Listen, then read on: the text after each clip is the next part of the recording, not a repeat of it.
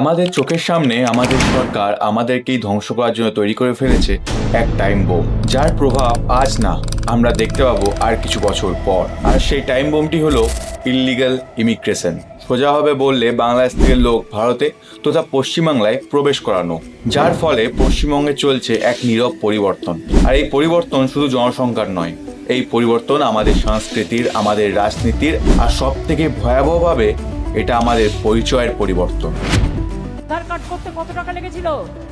Identity card के बारे में जो सवाल उठाया है इधर में, मैं उसको बारे में कुछ नहीं बोलने चाहती हूँ, लेकिन एक बात जरूर कहना चाहती हूँ कि आइडेंटिटी कार्ड होना जरूरी है सिटीजनशिप के लिए। और इसको हम जब देश का आजादी मिला तब धर्म के आधार पर विभाजन अगर कांग्रेस पार्टी न करती तो अभी इसकी जरूरत न पड़ती। তুমি গুগল করলে জানতে পারবে ভারতে প্রায় 2 কোটিরও বেশি বাংলাদেশি মানুষ অবৈধভাবে বসবাস করছে, আর তার বেশিরভাগ অংশে রয়েছে আমাদের রাজ্যে। বাংলাদেশ থেকে প্রতিদিন এই রাজ্যে কেউ না কেউ ঢুকছে, কেউ কাজের খোঁজে, কেউ নিরাপত্তার আশায়, আবার কেউ দালালের মাধ্যমে ভোট ব্যাংক হয়ে। কিন্তু এই আশা মানুষ ফেরত আর যাচ্ছে না, হয়ে যাচ্ছে পশ্চিমবঙ্গের নাগরিক। ভোটার আইডি হচ্ছে, আধার পাচ্ছে, রেশন পাচ্ছে। আর এই সবের মধ্যে সব থেকে গুরুত্বপূর্ণ প্রশ্ন, কিভাবে? আজকে আমরা জানবো রাজ্যে কিভাবে ঢুকছে অনুপ্রবেশকারীরা, কেনই বা এই এনআরসি ও সিএ, আর এশায়ার কি সত্যি আমাদের নাগরিকতা কেড়ে নেবে।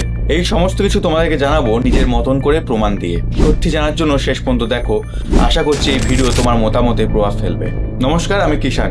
চলো শুরু করা যাক। बाकी घुसपैठिए कौन है? देश में अवैध रूप से आना चाहते हैं वो घुसपैठिए। বাংলাদেশের সাতক্ষীরার বাসিন্দা, নাম বদলে ভারতের ভোটার হয়ে গেছেন।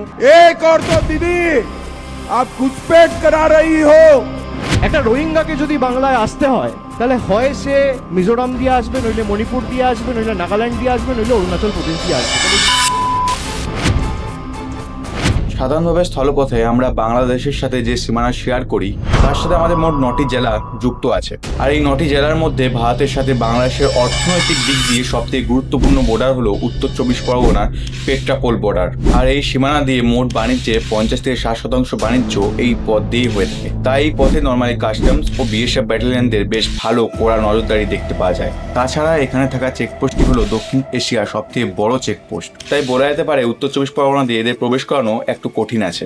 আর এই অনুপ্রবেশকারীরা যে পথ দিয়ে সবথেকে বেশি প্রবেশ করে সেগুলি হলো কুচবিহার, মুর্শিদাবাদ ও নদিয়া। কিন্তু শুধুই কি এদের প্রবেশ করানো?